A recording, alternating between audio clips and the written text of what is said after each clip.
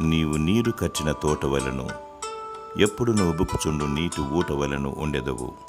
యెషయా 58వ అధ్యాయము 11వ వచనము.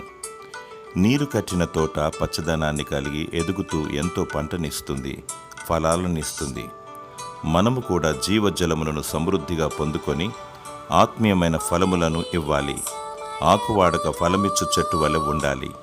ఫలములు లేనట్లయితే శపించబడతాము.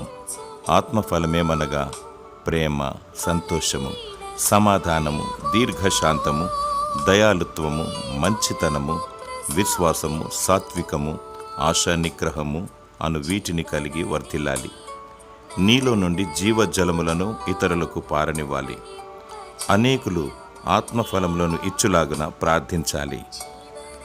దేవుడు నిన్ను సమృద్ధి మరియు తృప్తి చేత నింపి నిన్ను వాడుకొనుగాక. ఆమేన్.